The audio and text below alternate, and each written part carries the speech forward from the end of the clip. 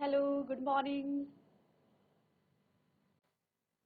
कल की जो हमारी क्लास थी उसमें हमने क्या पढ़ा था? Immune system, right. और उसमें भी हमने दो तरह की इम्यूनिटी देखी थी, दो तरह की प्रतिरक्षा देखी थी जो रोगों से हमें क्या करती थी, एक फर्स्ट लाइन का एक सुरक्षा का स्तर हमें प्रदान करती थी। ठीक है, आज हम वहीं से कंटिन्यू करेंगे। पहले कल वाला थोड़ा सा रिवाइज कर लेते हैं। हमने पढ़ा था कल इनेट इम्यूनिटी, जन्मजात जो प्रतिरक्षा होती है, जो हमेशा क्या रहती है, ऑन रहती है। ठीक है, जन्म से लेके मृत्यु तक ही हमेशा क्या रहेगी, ऑन रहेगी, राइट। और इसमें आपने देखे थे कि सुरक्षा के क्या थे, बहुत सारे स्तर थे। जैसे जो आपका फर्स्ट लाइन ऑफ डिफेंस था, है ना। पहला घेरा क्या था, आपकी जो आईज थी, नोज, स्किन, ये आपका फर्स्ट लाइन ऑफ डिफेंस था, यानी कि सुरक्षा का पहला स्तर जो बैक्टीरिया को सबसे पहले फेस करता है, राइट। सेकंड स्तर में हमने क्या देखा था? सेकंड लाइन जो डिफेंस था वो था सेलुलर बेस पे। यहाँ पे कुछ कोशिकाएं थी, जैसे मैक्रोफेज थे, न्यूट्रोफिल्स थे, डब्ल्यूबीसी थी। ठीक, इतना समझ में आ गया। ये दूसरा एक स्तर था सुरक्षा का, जहां पे कुछ कोशिकाएं जो हमारे शरीर में होती है वो बैक्टीरिया से या सूक्ष्म जीवों से लड़ने में सहायता प्रदान करती है। आज हम डिस्कस करेंगे एडेप्टिव इम्यूनिटी, जिसे हिंदी में कहते हैं उपार्जित प्रतिरक्षा। नाम से ही पता चल रहा है उपार्जित, जो आपने जन्म लेने के बाद क्या है, किसी मीडियम से ली हो, या फिर जो हमारे शरीर में जो कुछ कोशिकाएं हैं उन्होंने धीरे धीरे इसको बनाया हो, राइट। इनेट इम्यूनिटी तो आपको जन्म से ही मिल गई, बच्चे के जन्म लेते ही उसके साथ ही आ जाती है। लेकिन उपार्जित प्रतिरक्षा हमारे शरीर में क्या होती है, धीरे धीरे डेवलप होती है।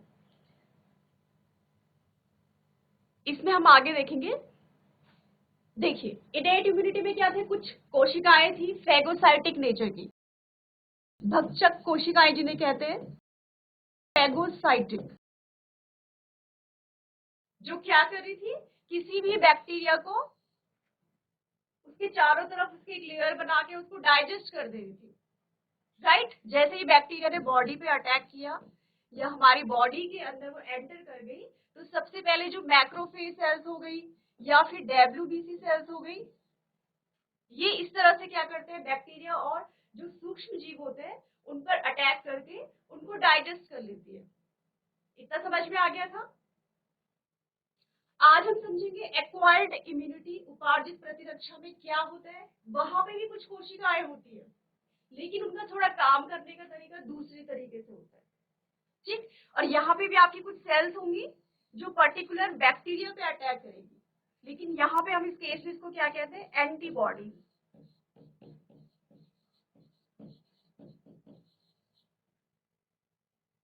एंटीबॉडीज क्या करेंगी, एक पर्टिकुलर बैक्टीरिया के लिए वो बनती है शरीर में, और सिर्फ उसी पे ही अटैक करती है। तो डिफरेंट टाइप के बैक्टीरिया होंगे तो उनके लिए क्या होगी, डिफरेंट टाइप के क्या होंगे, एंटीबॉडीज हमारे शरीर में बनती रहेंगी। अब एंटीबॉडीज कहाँ से बनती है, इसको समझते हैं, ठीक।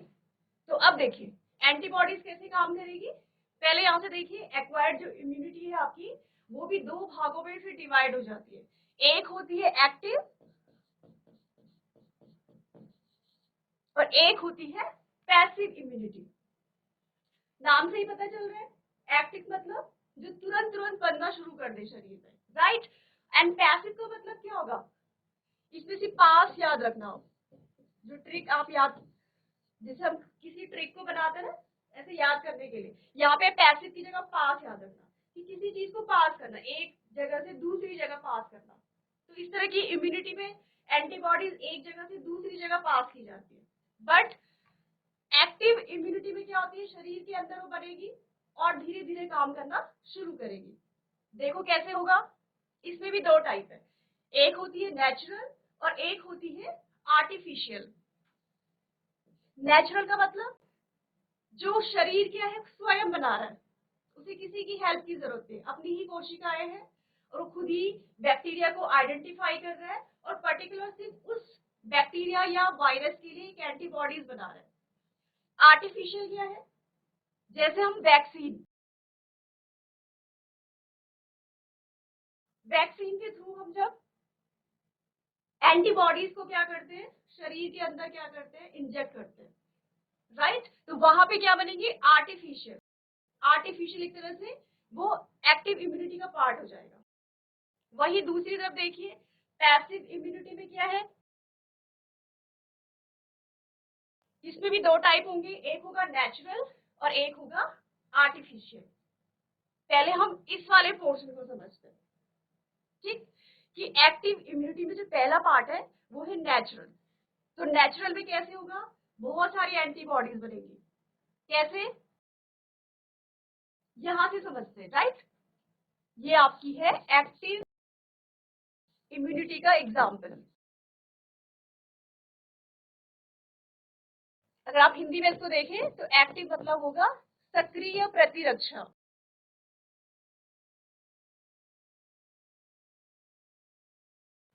ठीक, इसको समझते हैं। अब देखिए एक्टिव इम्यूनिटी में क्या होगा, और इसमें भी जो नेचुरल वाली है इसकी हम बात करते हैं, प्राकृतिक तरीके से जो बन रही है,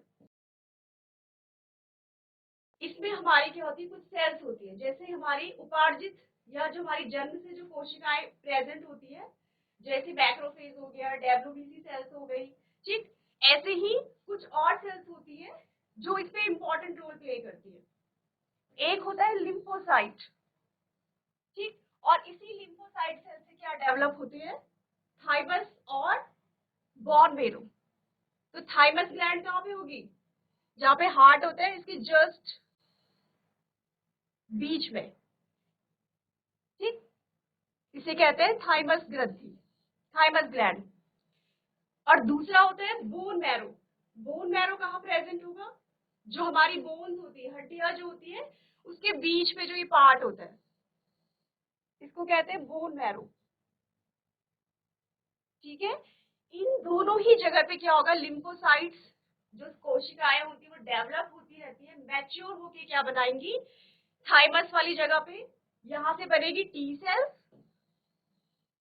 तो थाइमस में टी, ध्यान रखना, टी सेल्स कहाँ से बनी, थाइमस ग्रंथि से। क्वेश्चन आते हैं कई बार कि टी सेल्स कहाँ पे प्रोड्यूस होती है और बी सेल्स कहाँ पे प्रोड्यूस होती है, ठीक। तो थाइमस से क्या बना आपका, टी सेल्स। जैसे जैसे इनमें ग्रोथ होती रहती है ये सेल और ज्यादा एक्टिव हो जाती है और मैच्योर हो जाती है, तो यहीं से हमने नाम दिया इनका टी सेल, जो किसमें रोल प्ले करती है, एंटीबॉडीज बनाने में। और एंटीबॉडीज क्या काम करेगी, बताइए, बैक्टीरिया से लड़ेगी, बैक्टीरिया पे अटैक करेगी। तो बैक्टीरिया को भी हमने एक नाम दे दिया, एंटीजन।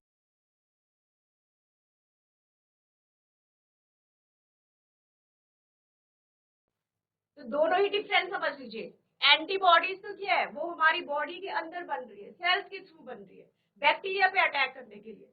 और एंटीजन किसको नाम दे दिया, जो फॉरेन पार्टिकल्स है, जो बाहर से आने वाले माइक्रोब्स है, सूक्ष्म जीव है, और उसमें बहुत सारी चीजें हो सकती है, वायरस हो सकता है, राइट, बैक्टीरिया हो सकते हैं।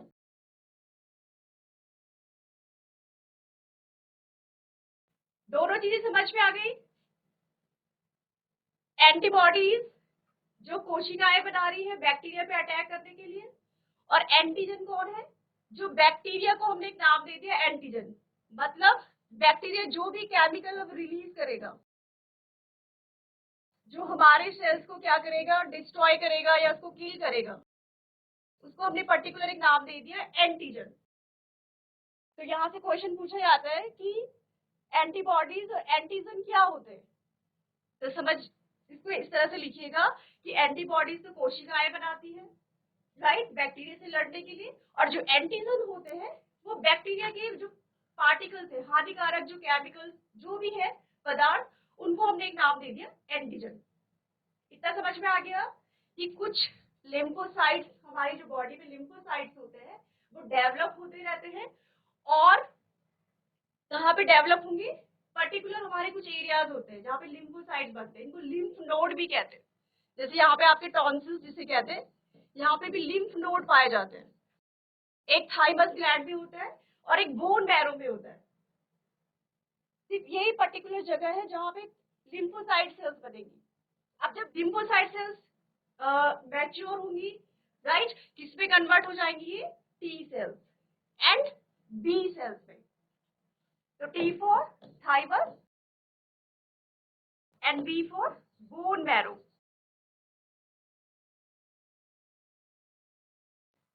ठीक, कितना समझ में आ गया कि एक्वायर्ड इम्यूनिटी में कौन सी सेल्स रोल प्ले करती है। अब देखिए इसके आगे का फंक्शन। अब देखिए जो टी सेल्स होती है वो ये बहुत ज्यादा मैच्योर हो गई।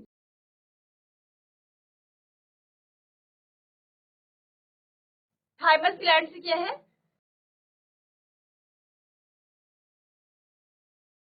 थाइमस ग्लैंड से क्या प्रोड्यूस हुई, टी सेल्स हुई। और टी सेल्स के भी बहुत सारे टाइप्स होते हैं। देखो पहला टाइप क्या है, इसको नोट कर लीजिए, किलर सेल्स।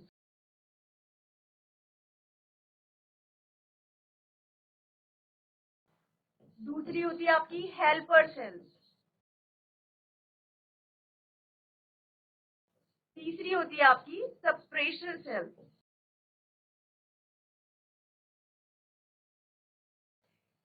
एंड लास्ट और जो आपकी फोर्थ सेल है वो है आपकी मेमोरी सेल्स।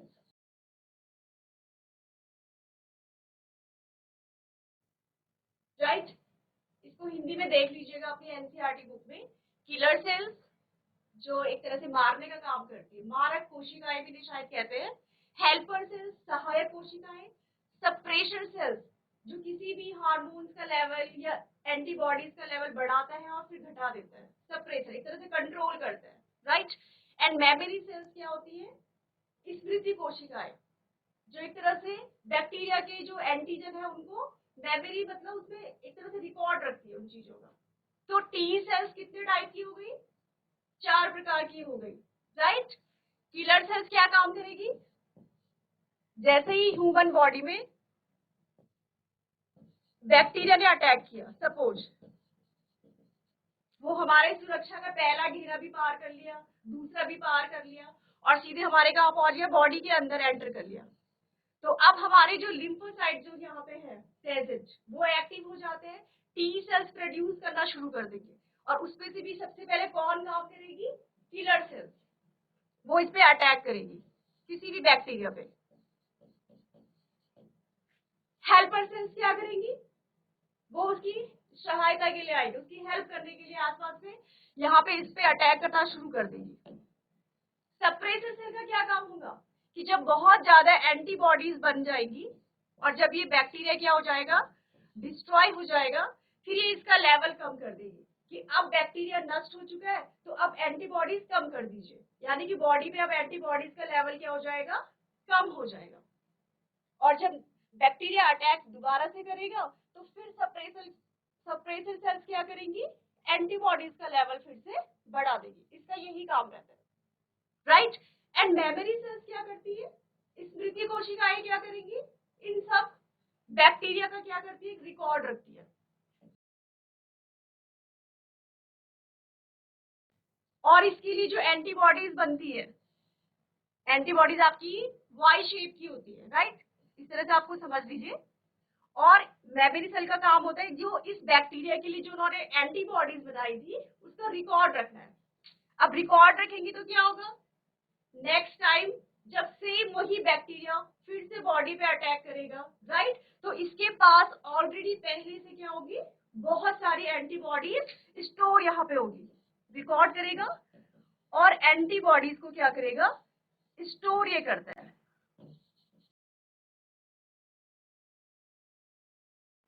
चारों कोशिकाओं का काम समझ में आ गया।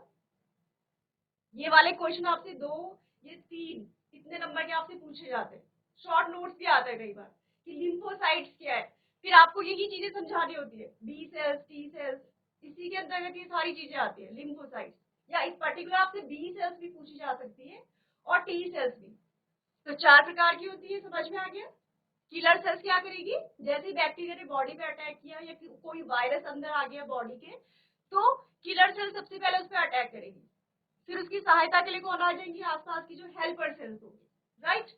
सप्रेसर सेल क्या करेगी, एंटीबॉडीज का लेवल बढ़ा देगी, और मेमोरी सेल्स क्या करती हैं, उन एंटीबॉडीज का एक तो स्टोर कर देगी फ्यूचर के लिए, और उसका एक रिकॉर्ड भी रखेगी। मतलब उस बैक्टीरिया का स्ट्रक्चर क्या है, जैसे होता है ना उसका स्ट्रक्चर कैसे, उसको किस तरह के एंटीबॉडीज चाहिए जिससे वो जल्दी से वहीं पे डिस्ट्रॉय हो जाए, तो इस तरह का रिकॉर्ड रखती है मेमोरी सेल्स, राइट। फिर इसके बाद काम करती है बी सेल्स, यानी कि बैक्टीरिया को मारने के लिए इतनी सारी कोशिकाओं का एक हेल्प लेनी होती है, और जब ये चारों एक साथ हो जाती है, फिर यहाँ की अगर बहुत हाई लेवल का वायरस है, जैसे अभी प्रेजेंट में कौन सा था, कोविड, कितनी डोज दी हमने, फर्स्ट डोज, फिर बूस्टर डोज, है ना। और वो डोज क्या काम कर रही है हमारी बॉडी में, उस वायरस के लिए क्या कर रही है, एंटीबॉडीज बना रही है और स्टोर करके रख रही है, एक रिकॉर्ड रख रही है उसका। जैसे आपने देखा हमें वैक्सीन लगी तो क्या हुआ, अब हम आसानी से क्या इन्फेक्टेड नहीं हो पाएंगे, क्योंकि हमारे बॉडी के अंदर वैक्सीन के थ्रू क्या डाली गई है, एंटीबॉडीज डाली गई है, राइट। ऐसे तो है नहीं कि वायरस खत्म हो गया, वायरस तो अभी भी होगा, लेकिन हमारी बॉडी में क्या बन चुकी है, अब उसके लिए एंटीबॉडीज बन चुकी है। अब जैसे ही हम उसके संपर्क में आते हैं, तो वहां पे हमारी एंटीबॉडीज एक्टिव हो जाती है और उसको वहीं पे डिस्ट्रॉय कर देती है, इसलिए हम अब बीमार आसानी से नहीं हो पाएंगे कोविड से। इतना समझ में आ गया, राइट। और इन सब की भी जो मैच्योर सेल्स होती है, जो बहुत लास्ट में बहुत हाई लेवल के वायरस पे काम करती है, वो है बी सेल्स, जिसका प्रोडक्शन कहां से हुआ, बोन मैरो से, राइट। अब देखिए कि एंटीबॉडीज बनती कैसी है, सेल्स कैसे प्रोड्यूस करती है किसी एंटीबॉडी को। अब इसको समझिए, जो हमने पहला टॉपिक लिया था इनेट इम्यूनिटी से,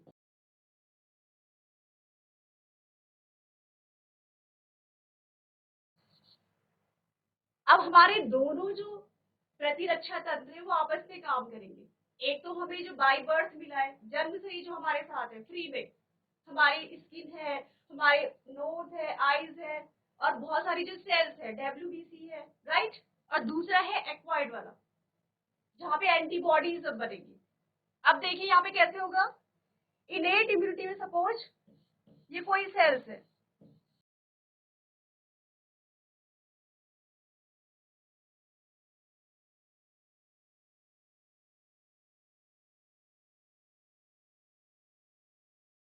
और इस सेल्स पे किसने अटैक कर दिया, बैक्टीरिया ने। बैक्टीरिया किस माध्यम से आएंगे, या तो हवा के द्वारा आएंगे, या हमने दूषित पानी पी लिया, राइट, या दूषित खाना खा लिया, या जो संक्रामक बीमारी आपने पढ़ी होगी छोटी क्लासेस में भी, एक दूसरे से फैलती है, जैसे कोविड का आपने नया अभी रिसेंटली देखा था, ठीक। तो सपोज कोई भी बैक्टीरिया या वायरस किसी भी मीडियम से हमारी बॉडी के अंदर एंटर कर लेता है और किसी भी एक सेल पे अटैक कर लेता है। अब हमारे यहाँ पे दोनों प्रतिरक्षा तंत्र काम करेंगे, इनेट भी काम करेगा और एक्वायर्ड भी करेगा। देखो इनेट में क्या होगा, जो डब्ल्यूबीसी सेल्स है वो एक्टिव हो जाएगी, राइट। और साथ ही यहाँ पे क्या होगा,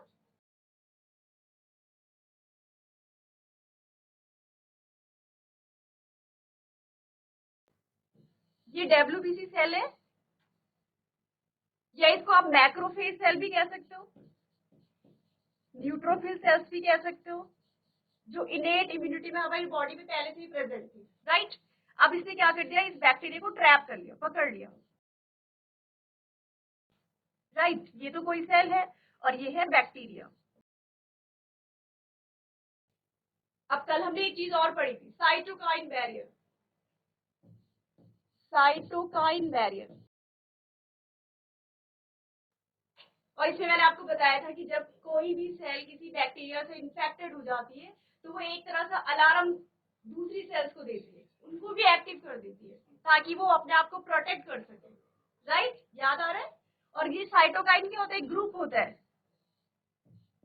बहुत सारे प्रोटीन्स का, और इसमें एक था इंटरफेरॉन।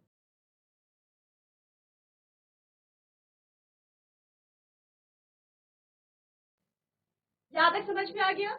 सपोज किसी बैक्टीरिया वायरस से हम इन्फेक्टेड हो गए, उन्होंने हमारी सेल्स पे अटैक कर लिया, तो हमारी WBC सेल्स एक्टिव हो गई या मैक्रोफेज सेल्स एक्टिव हो गई, उन्होंने उस बैक्टीरिया को ट्रैप कर लिया और एक तरह से मैसेज दे दिया इंटरफेरॉन प्रोटीन के द्वारा।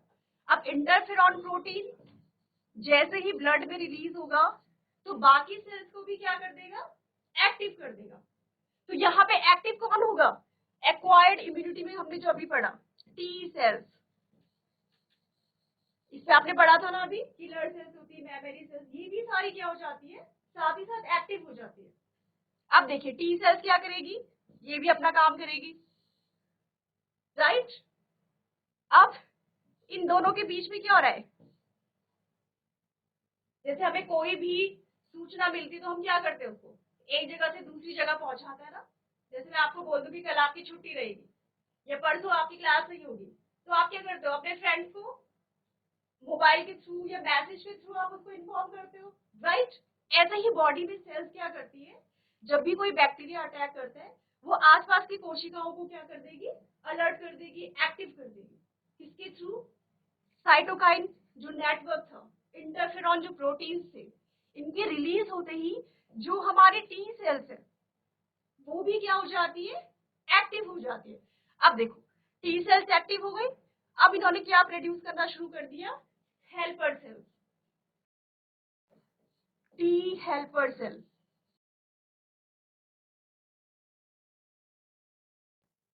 एक तरह से हमारी बॉडी में मैसेज चले गया कि बैक्टीरिया ने अटैक कर लिया है। अब ये सारी कोशिकाएं आपस में क्या कर रही है? एक तरह से इंफॉर्मेशन को शेयर कर रही है कि उस बैक्टीरिया को वहां पे अब डिस्ट्रॉय करना है। तो अब इन्होंने किसकी हेल्प ली? हेल्पर सेल्स की। किसने प्रोड्यूस किया? टी सेल्स ने। टी सेल्स कैसे एक्टिव हुई? मैक्रोफेज सेल के थ्रू, इंटरफेरॉन प्रोटीन के रिलीज होते ही, राइट? अब टी हेल्पर सेल क्या करेगी? ये भी एक्टिव हो जाएगी। अब ये दो तरह की कोशिकाएं बनाएगी, एक तो बनाएगी साइटोटॉक्सिक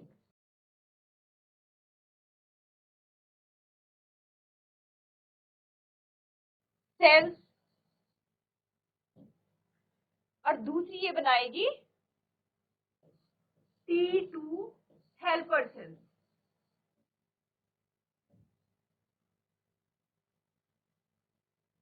समझ में आ गया इतना? इसको दोबारा से देख लेते हैं।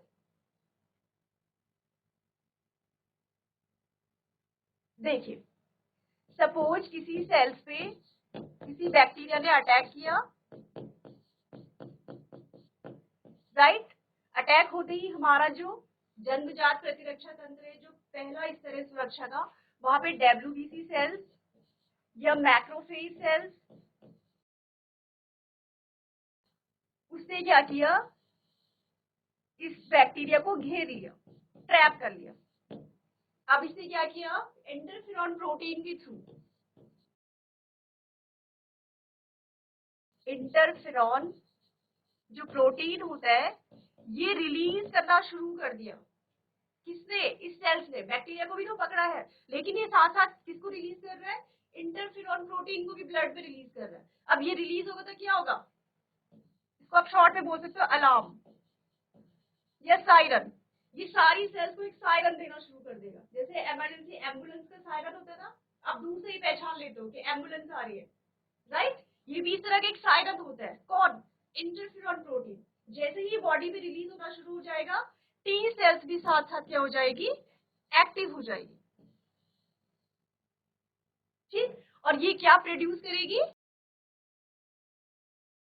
टी सेल्स एक्टिव हो जाएगी तो ये प्रोड्यूस करेगी हेल्पर सेल्स को, सहायक कोशिकाओं को। अब सहायक कोशिकाएं भी और ज्यादा काम करना शुरू करेंगी और बनाएंगी किसको? बी सेल्स को, राइट? अब बी सेल्स का क्या काम होगा? सपोज ये बी सेल है, अभी एंटीबॉडीज, जैसे कोई दुश्मन आता तो हम क्या करते हैं? हथियार अपने पास रखेंगे, राइट? ऐसे ही अपने लिए वेपन्स बनाना शुरू करेगी, एंटीबॉडीज बनानी शुरू करेगी, ऐसे।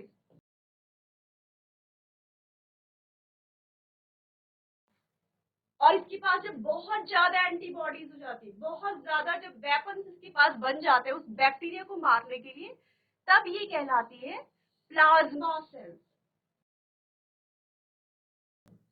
फिर इसको क्या कहेंगे? Plasma cell. समझ में आ रहा है इसे कैसे ये सेल एक दूसरे को हेल्प कर रही है और एक्टिव कर रही है? बी सेल्स के पास एंटीबॉडीज अब बननी शुरू हो चुकी है, लेकिन वो सफिशिएंट नहीं है किसी भी बैक्टीरिया को मारने के लिए, किसी वायरस के लिए, राइट? अब ये बहुत ज्यादा एंटीबॉडीज बनाएगी, एक तरह से बहुत ज्यादा ये वेपन्स बनाने शुरू करेगी। और जब इसके पास बहुत ज्यादा एंटीबॉडीज बन जाती है, उस कंडीशन में ये कहलाती है प्लाज्मा सेल। तो आपकी जो एंटीबॉडी होती है वो इस तरह का स्ट्रक्चर होता है, और आप इसमें ये वाला पार्ट देख रहे हो ना, ये इसका मूवमेंट करता है, ऐसे खुलेगा ये, जैसे प्लास होता है ना ऐसे खुलता है ये, राइट? अब जैसे ही बैक्टीरिया आ रहा, ये अटैक कर लिया बैक्टीरिया ने, अब एंटीबॉडीज क्या कर रही है? इसको पकड़ रही है यहाँ से। तो ऐसे ही एक यहाँ से पकड़ा, एक एंटीबॉडी से यहाँ से घेर लिया, ऐसे ही एक एंटीबॉडी से यहाँ से घेर लिया। अब इनमें कुछ प्रोटीन्स होंगे, एंटीबॉडीज में कौन सा प्रोटीन होता है? इम्यूनोग्लोबिन। इसका दूसरा नाम है, इम्यून सिस्टम को जो डेवलप करता है, और ग्लोबिन हो गया प्रोटीन।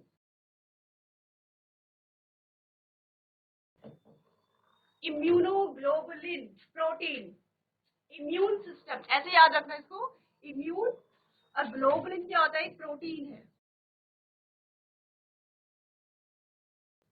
राइट? एंटीबॉडीज का दूसरा नाम क्या है? इम्यूनोग्लोबिन।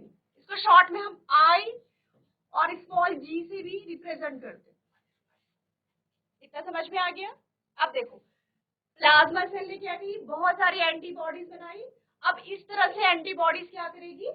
इसका शेप देख रहे हो कैसे है? इस तरह से, और ये मूव करता है ये वाला पार्ट, और यहाँ पे ये बैक्टीरिया को क्या कर देगा? डाइजेस्ट करेगा ऐसे। यानी कि एक एंटीबॉडीज दो बैक्टीरिया को किल कर सकती है। कैसे? देखिए, एक वाला ये वाला पार्ट हो गया इसका, और एक ऐसे, इसके दो आर्म्स दिख रही है ना आपको, एक यहाँ पे डाइजेस्ट करेगा और ये वाला पोर्शन यहाँ पे डाइजेस्ट हो जाएगा। समझ में आ गया? फिर से इसको रिवाइज करते हैं बहुत जल्दी से। बैक्टीरिया ने अटैक किया, हमारी जो जन्मजात प्रतिरक्षा स्तर था वहां पे डब्ल्यूबीसी सेल्स तो हमेशा प्रेजेंट रहती है, राइट? या मैक्रोफेज सेल्स वो हमेशा तैयार रहती है। उसने क्या किया? बैक्टीरिया को पकड़ लिया। अब जैसे ही पकड़ लिया तो क्या हो गया? मैक्रोफेज ने या डब्ल्यूबीसी ने प्रोटीन ब्लड में रिलीज करना शुरू किया। उस प्रोटीन का नाम क्या है? Interferon protein. जैसे ही ये ब्लड में प्रोटीन आएगा, एक तरह का सायरन देना शुरू कर देगा आसपास की कोशिकाओं को, ठीक? और ये कोशिकाएं फिर क्या करती है? टी सेल्स क्या होती है? इस अलार्म की वजह से एक्टिव हो जाती है। और टी सेल्स मैंने आपसे इससे पहले पढ़ाया था कि चार होती है, हेल्पर होती है, सप्रेसर होती है, मेमोरी सेल्स होती है, राइट? तो टी सेल्स एक्टिव हो गई, फिर ये और ज्यादा कोशिकाओं को बनाना शुरू कर देगा, और उसमें से एक कोशिका होगी हेल्पर सेल्स। फिर हेल्पर सेल्स क्या करेगी? और मैच्योर होती रहेगी, और ज्यादा डेवलप होगी, और किसका निर्माण करेगी? बी सेल्स का। और बी सेल्स क्या बनाएगी? इस पर्टिकुलर बैक्टीरिया के लिए एंटीबॉडीज बनानी शुरू कर देगी, एक तरह से हथियार बनाना शुरू कर देगी, राइट?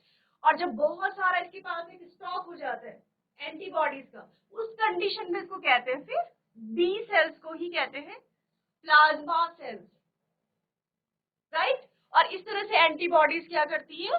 बैक्टीरिया किसी वायरस को किल करती है, उसको डिस्ट्रॉय करती है। अब यहाँ पे एक चीज ध्यान रखिए, सपोज ये कोई वायरस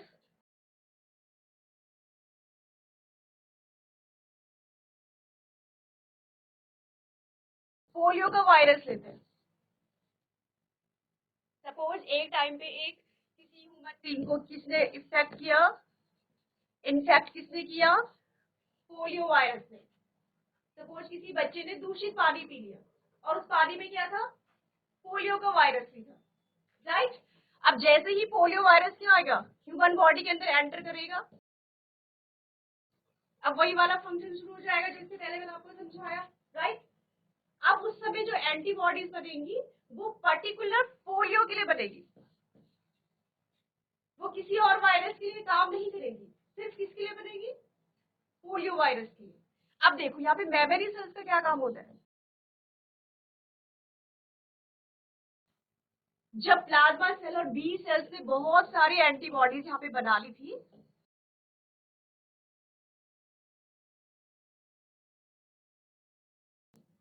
राइट, तो मेमोरी सेल्स का काम क्या होता है, इन वेपन्स को, इन एंटीबॉडीज को स्टोर करके रखना फ्यूचर के लिए, राइट। तो इन्होंने क्या कर दिया, इसको स्टोर कर दिया। समझ में आ गया। अब अगर हमने दोबारा से वही पानी पिया, दूषित पानी पिया और उसमें पोलियो वायरस था, और हमारे शरीर के अंदर पहले से ही क्या है, पोलियो वायरस के लिए क्या बनी हुई है, एंटीबॉडीज है, स्टोर होके रखी हुई है, तो जैसे ही पोलियो वायरस एंटर करेगा, ये मेमोरी सेल्स एकदम से एक्टिव हो जाती है और ये और सेल्स को याद दिलाती है कि देखो ये वायरस पहले भी आया था और हमारे पास पूरा स्टॉक है, एंटीबॉडीज है, राइट। तो ये सारी सेल्स को एक्टिव करेगा और एंटीबॉडीज क्या करेंगी, इस वायरस पे अटैक करना शुरू कर देगी और वायरस को वहीं पे डिस्ट्रॉय कर देगी। समझ में आ गया। तो एंटीबॉडीज एक टाइम पे सिर्फ एक वायरस या एक बैक्टीरिया के लिए बनती है। ऐसे अगर बहुत सारे बैक्टीरिया हैं या बहुत सारे वायरस हैं तो हमारे शरीर में क्या होगी, उन सभी वायरस के लिए और सभी बैक्टीरिया के लिए क्या होंगे, एंटीबॉडीज बने होंगे, ठीक।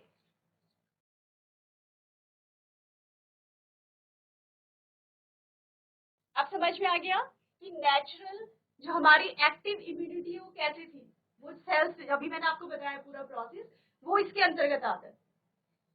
अब देखो आर्टिफिशियल में क्या करेंगे, वैक्सीन देंगे। सपोज मैंने वैक्सीन ले ली पोलियो की, अब वैक्सीन में क्या है, पोलियो की एंटीबॉडीज है और वो मेरी बॉडी में क्या होगी, धीरे धीरे धीरे स्टोर होती रहेगी। अब जैसे ही वाकई में कोई बच्चा अगर पोलियो वायरस से इन्फेक्टेड होता है तो उसकी बॉडी में ऑलरेडी क्या है, पहले से पोलियो के लिए क्या बनी हुई है, एंटीबॉडीज मौजूद है। इसलिए आपने देखा होगा छोटे बच्चे को क्या करते हैं, टीकाकरण करते हैं ना, वैक्सीनेशन करते हैं उनका, बहुत सारे टीके लगते हैं बच्चों को। अब समझ में आ गया कि टीका क्यों लगाते हैं, ताकि फ्यूचर में होने वाली बीमारी से वो बच सके, उस बीमारी का उसको पहले ही एंटीबॉडीज देगी, राइट। अब इसमें देखिए पैसिव इम्यूनिटी में क्या है, पैसिव से मैंने आपको बताया था पास से याद रखना कि हम किसी और एक माध्यम से दूसरे माध्यम में इसको पास कर रहे हैं। तो इसका सबसे बेस्ट एग्जांपल है फीडिंग।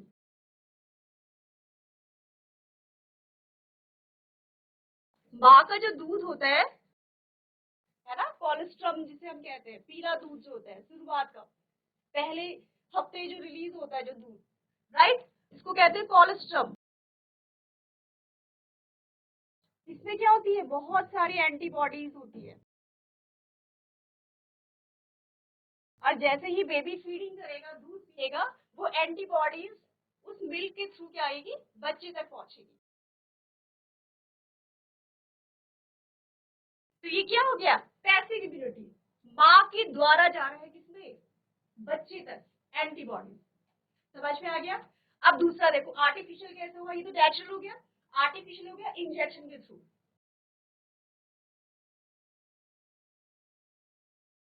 मतलब हमें बहुत जल्दी किसी को जल्दी से उसको सही करना है, किस केस में होगा, सपोज किसी ह्यूमन बीइंग को या किसी बच्चे को या किसी भी व्यक्ति को सांप ने काट लिया। अब हम वेट तो नहीं करेंगे ना कि बॉडी पहले एंटीबॉडीज बनाएगी, फिर एक्टिव करेगी, फिर प्लाज्मा सेल्स बनेगी, उस समय क्या होगा, उसको तुरंत ट्रीट करना होगा। तो वहां पे ये इम्यूनिटी काम आती है, इसको इंजेक्शन देंगे एंटीविनोम का,